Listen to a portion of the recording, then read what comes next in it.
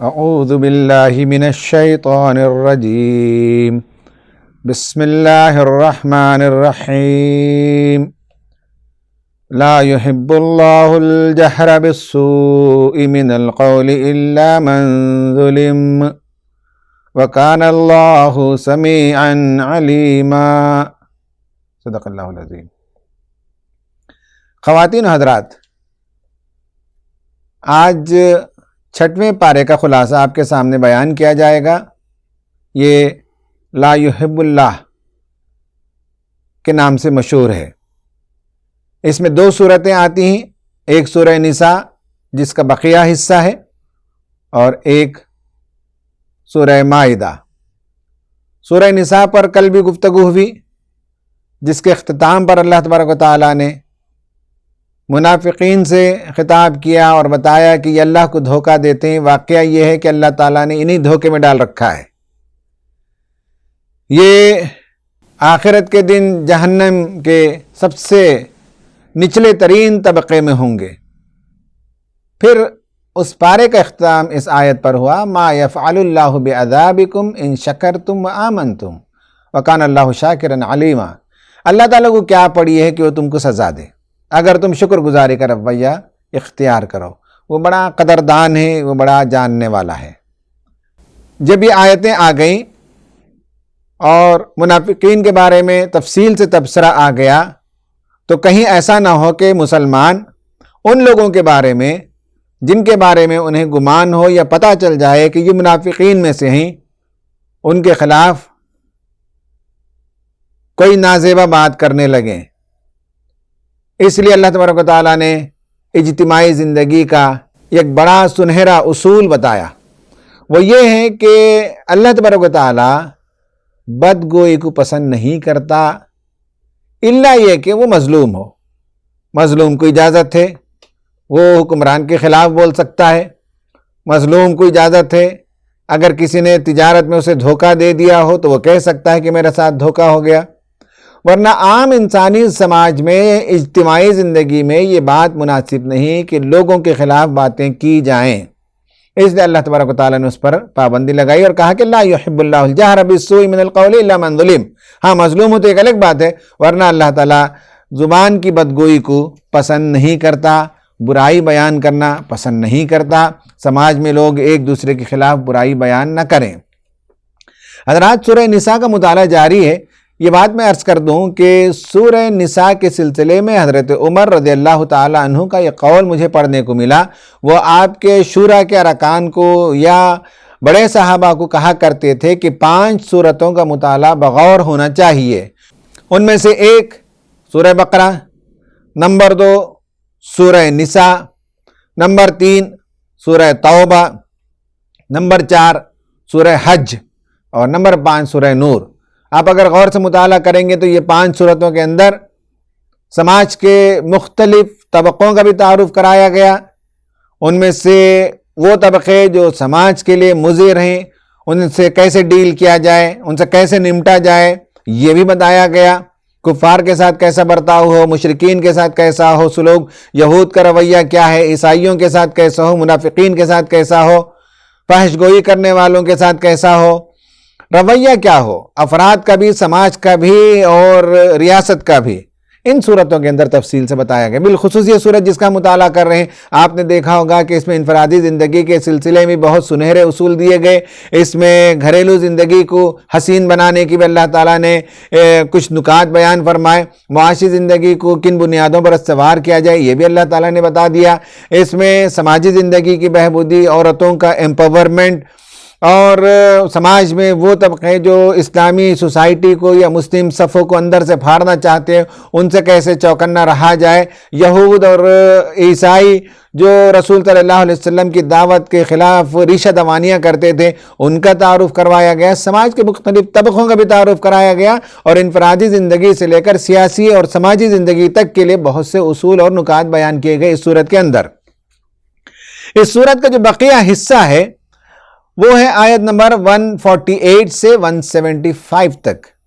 یہ لاسٹ حصہ ہے جس میں بنی اسرائیل پر اللہ تبارک و تعالیٰ نے تبصرہ فرمایا اور ان کے جرائم گنوائے، ان کا چارج شیٹ پیش کیا، جیسے کہ سورہ بقرہ میں پیش کیا گیا ہے، بتایا گیا کہ یہ وہ لوگ ہیں جو اللہ تعالیٰ کے ساتھ کفر کرتے ہیں، رسولوں کو ماننے سے انکار کرتے ہیں، یہ طے کرنا چاہتے ہیں کہ رسول کون بنے اور کون نہ بنے، کس قبیلے سے رسول آئے کس قبیلے سے رسول نہ آئے، اور پھر رسولوں کے درمیان بھی یہ تفریق کرتے ہیں، بعض کو انہوں نے مانا، بعض کو نہیں مانا، بعض کو انہوں نے قتل کیا۔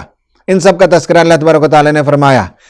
بچڑے کی پوجا انہوں نے شروع کر دی، میثاق کو انہوں نے توڑا جو اللہ تعالیٰ نے عہد ان سے لیا تھا۔ شہر میں داخل ہوتے وقت سجدہ کرتے ہوئے حتتن حتتن کہتے ہوئے جانے کے لیے جب کہا گیا تو انہوں نے الفاظ کو بدل دیا اور بڑی نافرمانی کی اس وقت۔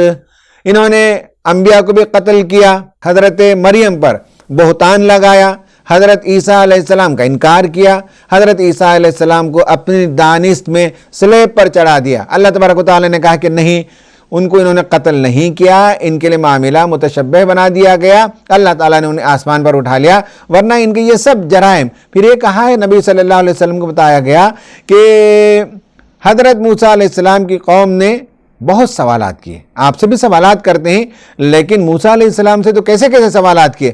کہا کہ جب تک ہم اللہ تعالیٰ کو نہیں دیکھیں گے ہم نہیں مانیں گے، ہم دیکھنا چاہتے ہیں۔ رسول اللہ سے کہا کہ قرآن جیسی ایک کتاب تم پر نازل ہو رہی ہے، ہمیں دیکھنا چاہتے ہیں۔ یہ اور اس طرح کے سوالات نبی صلی اللہ علیہ وسلم سے وہ کرتے تھے، تو ان کو بتایا گیا کہ ان کی ریشہ دوانیاں اور ان کی شرارتیں بہت قدیم ہیں، اور حضرت موسیٰ علیہ السلام کے باحیات ہوتے ہوئے بھی انہوں نے یہ طریقہ اپنایا تھا۔ یہ کتاب حق ہے، اس پر اللہ تعالیٰ گواہ ہے، فرشتے گواہ ہیں، رسول گواہ ہیں، ان سب کو ہوتے ہوئے یہ آپ صلی اللہ علیہ وسلم کی بات کو ماننے سے انکار کرتے ہیں۔ اور انہیں معلوم ہے انبیاء کی ساری جو سیریز ہے اس سے واقفیت تھے، اور انہوں نے جو پیغام دیا بعین ہی وہی پیغام ہے۔ بنیادی طور پر حضرت نوح علیہ السلام سے لے کر اور دیگر انبیاء کا نام اللہ تعالیٰ نے ان آیتوں میں بیان کیا اور بتایا کہ حضرت نوح علیہ السلام جو پیغام لے کر آئے، اور اس کے بعد حضرت ابراہیم علیہ السلام، اسماعیل علیہ السلام، یعقوب علیہ السلام، ایوب علیہ السلام، یونس علیہ السلام، ہارون علیہ السلام، سلیمان علیہ السلام، داؤد علیہ السلام، موسیٰ علیہ السلام، اور ان کی نسل میں اور جو نبی پیدا ہوئے ان سب کا جو پیغام تھا وہی پیغام آپ کا بھی ہے۔ سب جانتے بوجھتے ہوئے آپ کے پیغام کا انکار کر رہے ہیں۔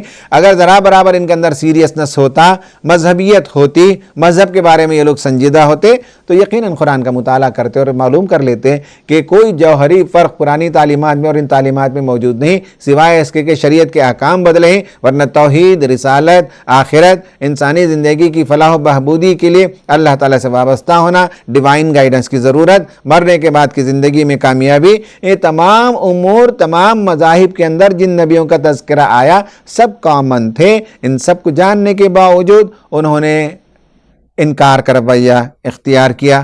یہ سارے جرائم کو اللہ تعالیٰ نے گنایا اور کہا کہ اس کی سزا اللہ تعالیٰ نے دی، دنیا میں بھی لعنت ہے اور آخرت میں بھی۔ ہاں، قرآن کا یہ رویہ دیکھیے، بار بار اچھے اہل کتاب کا وہ تذکرہ کرتا ہے۔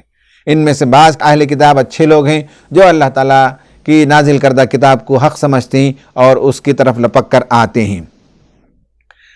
پھر اس کے بعد یہود اور عیسائی دونوں پر تبصرہ ہے، کہا کہ دین میں غلو نہ کرو، دین میں غلو نہ کرو۔ عیسائیوں نے بالخصوص حضرت عیسیٰ علیہ السلام کی حیثیت کے بارے میں غلو کیا تھا، غلط بات کہی تھی، حضرت عیسیٰ کو نعوذ باللہ اللہ تعالیٰ کا بیٹا قرار دیا تھا۔ تو یہ ساری باتوں کو اللہ تعالیٰ نے نفی کی اور کہا کہ ایسا نہ کہو، وہ تین میں سے ایک نہیں ہے، اللہ تعالیٰ اکیلا ہے، واحد ہے، معبود ہے، اور حضرت عیسیٰ علیہ السلام اس کے بندے ہیں، وہ خدا نہیں، خدا کا بیٹا نہیں، نعوذ باللہ۔ پھر اس کے بعد یہ بتایا گیا کہ حضرت عیسیٰ علیہ السلام کو ذرا برابر آر نہیں ہے کہ وہ خدا کے بندے ہیں۔ انہوں نے یہ نہیں کہا کہ ان کی عبادت کریں، اور وہ خدا کی عبادت کرتے ہوئے انہیں کوئی شرم لاحق نہیں تھی، اس لیے کہ ان کا وہی مقام تھا، بندے تھے وہ۔ اس کے بعد دعوت دی گئی کہ اللہ تعالیٰ نے جو کتاب نازل کی ہے اس کی طرف آؤ، اسے تھام لو، تمہارے لیے اس میں سیدھا راستہ موجود ہے۔ یہ آیت نمبر 175 پر بنی اسرائیل یعنی عیسائی اور یہودی دونوں پر تبصرے ہیں اور دونوں کو راست دعوت دی گئی اور اس پر یہ بات ختم ہوتی ہے. لیکن اس کے بعد ایک آیت جو بعد میں انیکسچر کی حیثیت رکھتی ہے. میراث کا جو قانون آیا اس میں ایک سوال لوگوں کے ذہن میں تھا کہ اگر کوئی مرنے والا مرے اور اس کے پیچھے اس کی بیوی نہ ہو، بچے نہ ہو، کلالہ جسے کہتے ہیں، تو پھر اس کے بھائی بہنوں میں میراث کی کیسے تقسیم ہونی چاہیے؟ یا عورت مرے، اس کی شادی نہ ہوئی ہو یا اس کا شوہر نہ ہو، جب وہ مرے تو اکیلی مرے، تو اس کے بھائی بہنوں میں میراث کی تقسیم کن بنیادوں پر ہوگی؟ لوگوں نے سوال کیا تو اللہ تعالیٰ نے اس کا فتویٰ دیا اور جواب دیا. اس پر سورہ نساء ختم ہوتی ہے. اس کے بعد دوسری صورت اس پارے میں شروع ہوتی ہے لا یحب اللہ کے اس پارے میں سورہ مائدہ. سورہ مائدہ کی شروعات عہد کی پابندی کے حکم سے ہے. اس کی وجہ یہ ہے کہ اس صورت کے اندر اہل کتاب پر اللہ تبارک و تعالیٰ نے بہت سخت تبصرہ کیا، اور اگر ان کے تمام جرائم کو آپ اگر پوچھیں کہ ایک لفظ میں بیان کر دیا جائے، عیسائیوں کے سلسلے میں بھی اور یہودیوں کے سلسلے میں بھی، تو ایک لفظ میں اگر بیان کیا جائے ان کے جرائم کو تو وہ ہے نقض عہد. جو عہد انہوں نے کیا تھا اسے توڑ دیا. اس لیے اس صورت کی شروعات میں ہے یا ایھا الذین آمنوا اوفوا بالعقود. جو عہد، جو وعدے، جو کویننٹس، جو ٹریٹائز جہاں کہیں خدا سے، رسول سے، حکومتوں سے، بندوں کے درمیان کرتے ہو تم، اسے وفا کرو، اسے پورا کرو. اس صورت کی شروعات عہد وفا کرنے سے ہوتی ہے. پھر اس کے بعد اس صورت میں شریعت کے احکام بھی تفصیل کے ساتھ بیان کیے گئے ہیں. آیت نمبر 1 سے آیت نمبر 11 تک کچھ شریعت کے قوانین بیان کیے گئے. ان میں سے پہلی بات یہ کہی گئی کہ اللہ تبارک و تعالیٰ نے تمہارے لیے کھانے کی کیا کیا چیزیں حلال کی ہیں، سمندر کے بھی اور خشکی کے بھی.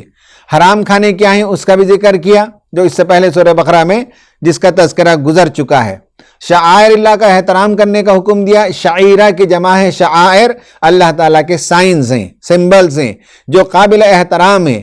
جیسے مکہ شہر ہے یا مسجد حرام ہے، مسجد کوئی مسجد ہو، یا حج، حاجی، حج کا جانور جس جانور پر بیٹھ کر حج کے لیے جا رہے ہیں، یا قربانی کا جانور، یہ سب شعائر اللہ ہیں. ان کا احترام ہونا چاہیے. ان کا احترام اللہ کا احترام ہے، ان کا احترام شریعت کا احترام ہے. اس لیے مسجد کا احترام ہونا چاہیے، مینارے کا احترام ہونا چاہیے، اذان کا احترام ہونا چاہیے، نماز کا احترام ہونا چاہیے، کعبۃ اللہ کا احترام ہونا چاہیے، قرآن کا احترام ہونا چاہیے. یہ سب شعیرہ ہیں، دین کے سمبلز ہیں.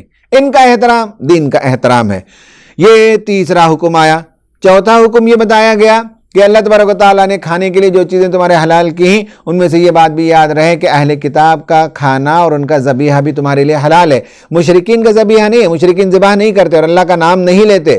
لیکن اہل کتاب کا کھانا اس زمانے میں بھی حلال تھا. آج بھی جب آپ ٹریول کرتے ہوں، فلائٹ وغیرہ میں جاتے ہوں اور آپ کو یہ یقینی نہ ہو کہ حلال کھانا ملے گا تو آپ کوشر میل آرڈر کر دیں گے. تو کوشر میل بیسیکلی اہل کتاب کا ذبیحہ ہوتا ہے، حلال ذبیحہ ہوتا ہے، اور بہت اسٹرکٹ گائیڈ لائنز فالو کرتے ہیں. اس کے بعد وہ کھانا فلائٹ میں آتا ہے. تو کوشر میل آج بھی مسلمان جب ٹریول کرتے ہو اور انسرٹینٹی ہو کہ حلال کھانا مل رہا ہے کہ نہیں مل رہا ہے تو اسے پریفر کیا جاتا ہے.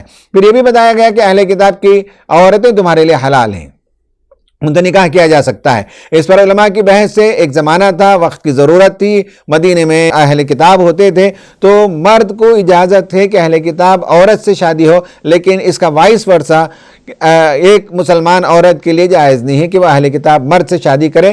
بعض علماء کا کہنا ہے کہ آج بھی یہ قانون جاری ہے، لیکن بعض لوگوں کا کہنا ہے کہ حضرت عمر رضی اللہ تعالیٰ عنہ کے زمانے میں انہوں نے اس پر پابندی لگا دی اور بتا دیا کہ ایک زمانے کی شروعات میں اس کی اجازت تھی، اب جب کہ مسلمان ہر طرف موجود ہیں، اسلام پھیل گیا ہے تو اب اس کی کوئی ضرورت نہیں ہے. تو بہرحال ایک اختلافی مسئلہ ہے.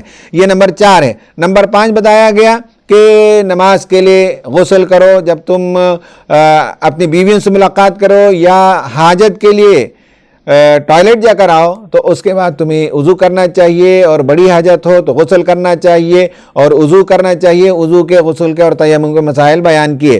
نمبر 6 تیمم، غسل اور وضو ایک جگہ، پھر نیکسٹ نمبر پر 6 نمبر پر بتایا کہ تیمم کرنا چاہیے، مٹی سے پاکی حاصل کرنی چاہیے اگر مریض ہو یا پانی میسر نہ ہو۔ 7ویں نمبر پر محارب کی سزا بیان کی گئی، یعنی وہ فرد یا وہ گروہ جو اسٹیٹ کے ساتھ کنفرنٹیشن کرتا ہو، سیڈیشن کا چارج جس پر لگ جائے، اور آج کی طرح نہیں ہے کہ جو کوئی حکومت کے ظلم کے خلاف آواز اٹھائے اس پر سیڈیشن چارج لگا دیا جاتا ہے، ایسا نہیں، بلکہ حکومت کے خلاف سازشیں کرے، ملک کو توڑنے کی سازشیں کرے، اس طرح کی جو گروپ حرکت کرے گا یا فرد حرکت کرے گا، اس کی سزا یہ بتائی گئی کہ اسے بہت ہی سختی کے ساتھ قتل کیا جائے گا، ایک طرف سے ہاتھ، ایک طرف سے پیر کاٹ کر، یا کوئی بھی سزا ہو، جو سخت ترین سزا ہو وہ سزا دی جائے گی جو ملک کے اندر فتنہ برپا کرنے کی کوشش کرے۔ نمبر 8 وسیلے کے سلسلے میں بتایا گیا کہ اسلام میں وسیلے کی اجازت ہے، اور اللہ تعالیٰ نے فرمایا کہ اللہ تعالیٰ تک پہنچنے کا وسیلہ تلاش کرو۔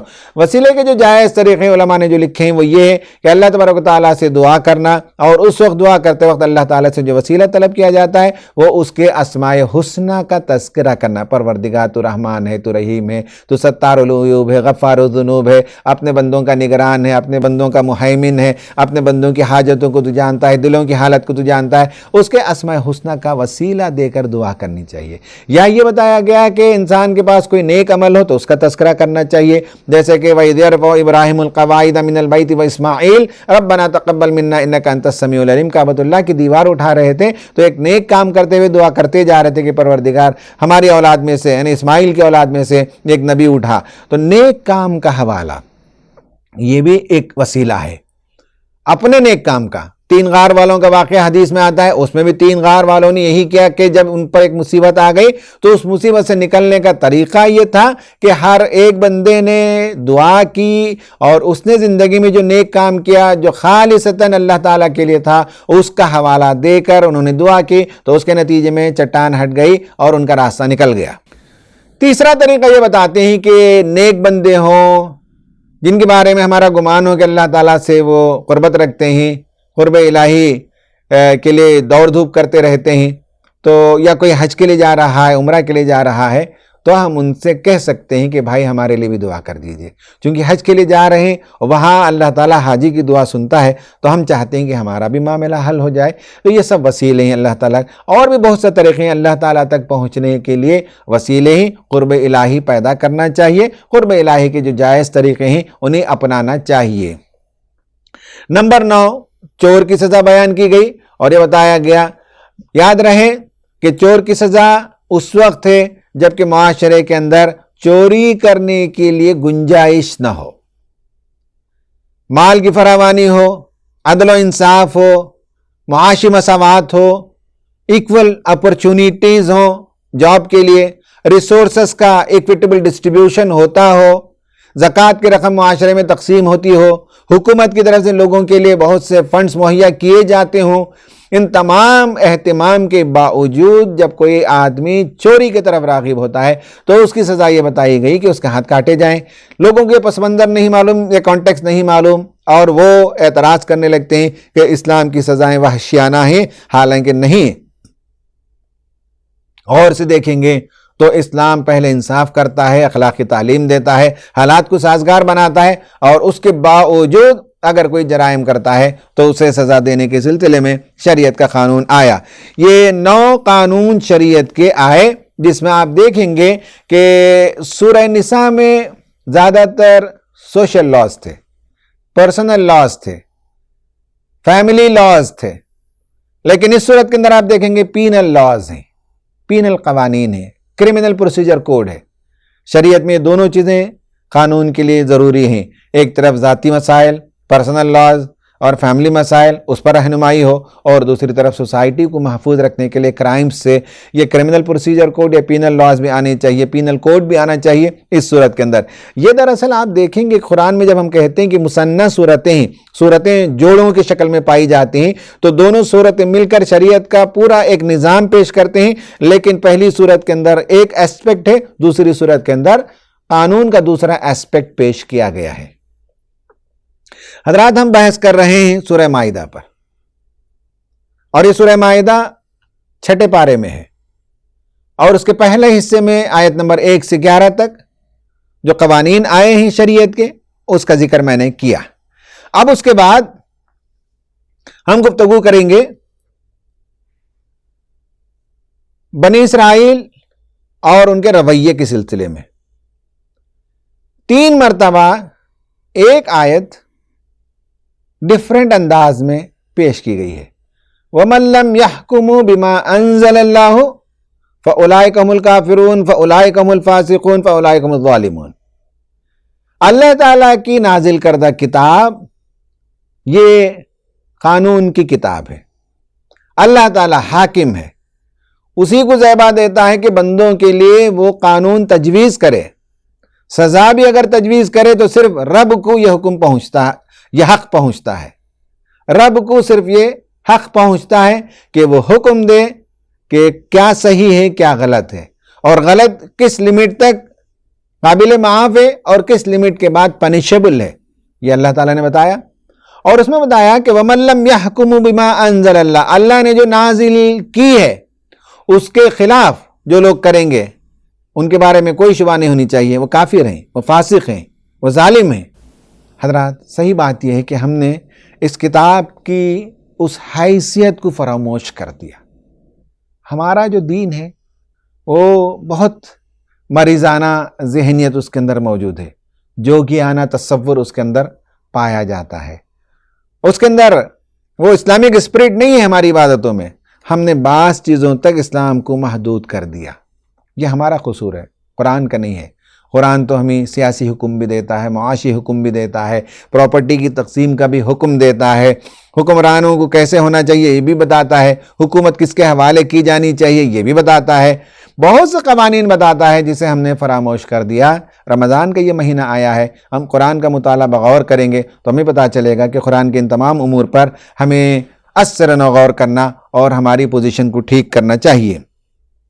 3 مرتبہ کہا، ایک مرتبہ تورات کے حوالے سے کہا کہ ہم نے تورات میں یہ اور یہ باتیں لکھی اور لوگوں نے اس کے خلاف کام کیا۔ ان کے پاس کوئی زانی کا کیس آتا، مالدار ہوتا تو اس کے لیے اس میں ہیلے تلاش کر کے اسے ہلکی سزا دیتے، اور کوئی چھوٹا آدمی آتا سماج کا تو اسے کڑی سے کڑی سزا دیتے۔ یہ ہیلہ بازی اسلام کے اندر جائز نہیں ہے۔ تورات میں جو بات نازل کر دی گئی اس کے مطابق تمہیں فیصلہ کرنا چاہیے۔ پھر عیسائیوں کا تذکرہ کیا، پھر وہاں یہی کہا کہ جو انجیل میں اللہ تعالیٰ نے نازل کیا وہ تمہارے لیے قابل اتباع ہے، تمہارے لیے دنیا اور آخرت کی بھلائی اس میں موجود ہے اور اس کی اتباع کرنی چاہیے۔ جو اللہ تعالیٰ کی نازل کردہ آیات پر ایمان نہیں لائیں گے اور اس کے مطابق فیصلہ نہیں کریں گے وہ ظالم اور کافر ہیں۔ پھر اس کے بعد قرآن کا حوالہ آیا، 3 مرتبہ اللہ تبارک و تعالیٰ نے یہ یاد دلایا کہ وَمَن لَّمْ يَحْكُم بِمَا أَنزَلَ اللَّهُ، اور اس کے بعد اس کی صفات بدل دیے گئے۔ پھر اس کے بعد آپ دیکھیں گے کہ اللہ تبارک و تعالیٰ نے یہود کی شرارتوں کا تذکرہ فرمایا اور یہ بتایا کہ نمبر 1 یہ ہے کہ یہود اور نصارہ ان کی ریشہ دوانیاں اور شریعت کے خلاف ان کا کھلواڑ اور ان کا مزاج یہ سب جب عیاں ہو چکا ہے تو انہیں دوست نہ بناؤ، انہیں رازدار نہ بناؤ، انہیں اپنا سرپرست نہ بناؤ، اور اگر تم انہیں سرپرست بناؤ گے تو یاد رکھو کہ اللہ تعالیٰ تم پر ڈیپینڈ نہیں کرتا، اللہ تعالیٰ تم کو ہٹائے گا، ایک ایسی قوم کو لے آئے گا جو اللہ تعالیٰ سے محبت کرتے ہوں گے اور اللہ ان سے محبت کرتا ہوگا اور ان کے ذریعے سے اللہ تعالیٰ اپنے دین کی خدمات لے گا۔ دوسری بات یہ اللہ تعالیٰ نے بتائی کہ دین کو کھیل مذاق نہ بناؤ، سیریس لینا چاہیے دین کو۔ دین کا کھیل مذاق یہی ہے کہ شریعت کے ساتھ وہ کھلواڑ کرتے تھے، شریعت کے احکام کو چھپا دیتے تھے، شریعت کے بڑے حصے کو انہوں نے فراموش کر دیا تھا، شریعت کا ایک چھوٹا حصہ جو ان کے لیے سیف زون میں رکھتا ہو اور ہلکے پھلکے ہوں اس پر وہ کام کرتے تھے۔ اور خاص کر میں نے آپ کو بتایا کہ زنا کے سزا کے سلسلے میں بھی کس طرح سے وہ شریعت کا کھلواڑ کرتے تھے، تو کہا کہ دین کا مذاق نہ بناؤ، دین کا کھلواڑ نہ کرو، دین کو سنجیدہ طور پر لو، دین کو سیریس لو، اور دین کی جو تعلیمات ہیں، اللہ تعالیٰ کی جو تعلیمات ہیں، قرآن کی جو تعلیمات ہیں، کتاب الہی کی جو تعلیمات ہیں، اس کے سلسلے میں تمہیں سنجیدہ ہونا چاہیے۔ تمہاری ذمہ داری ہے، تم کو اللہ تعالیٰ نے امین بنایا ہے۔ اہل کتاب کو ہٹانے کے بعد اب تمہارے لیے اللہ تعالیٰ نے امامت کا درجہ عطا کیا۔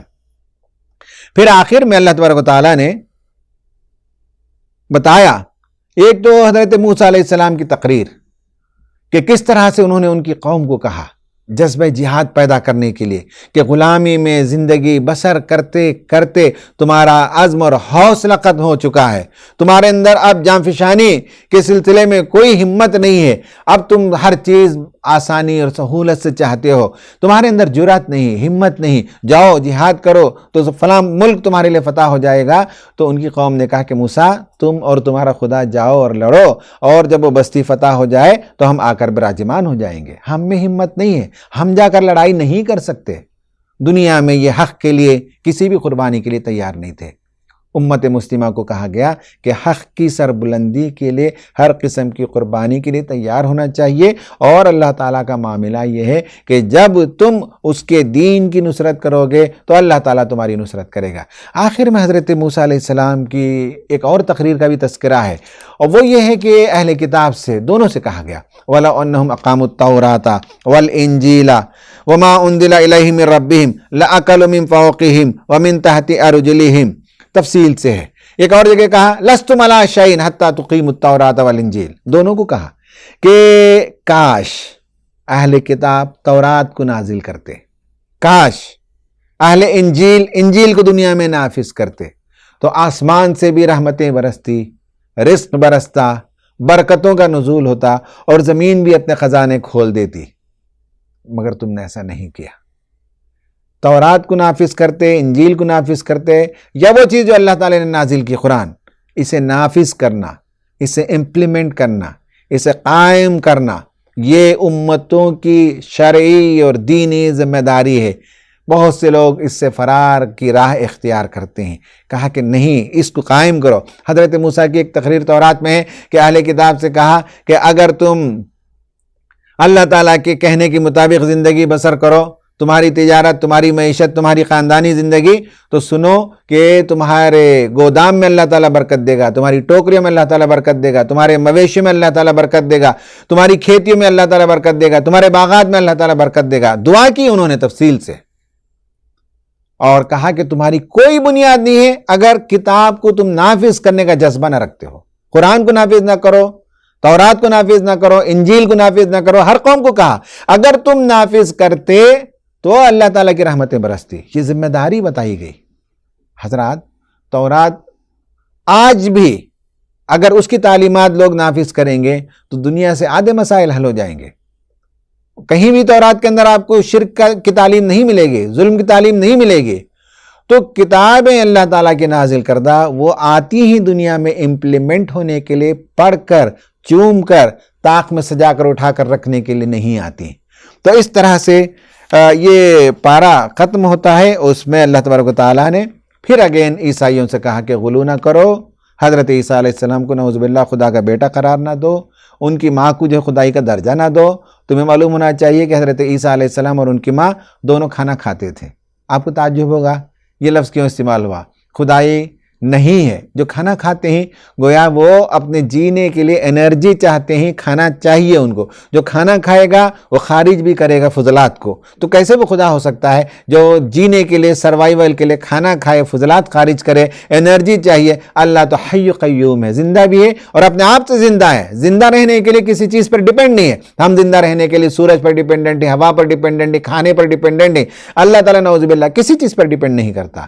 تو بار بار کہا کہ یہ صحیح طریقہ نہیں ہے، اور اس کے بعد نصارہ میں سے بعض اچھے لوگوں کا ذکر کیا، بالخصوص نجاشی کی طرف اشارہ ہے کہ یہود سخت ہی تمہارے خلاف، البتہ نصارہ وہ ان کے اندر نرم لوگ پائے جاتے ہیں جیسے کہ نجاشی تھا۔ آج بھی ان میں سے کچھ لوگ ہیں جو اسلام کے سلسلے میں نرم رویہ اختیار کرتے ہیں۔ اس پر یہ پارہ ختم ہوتا ہے۔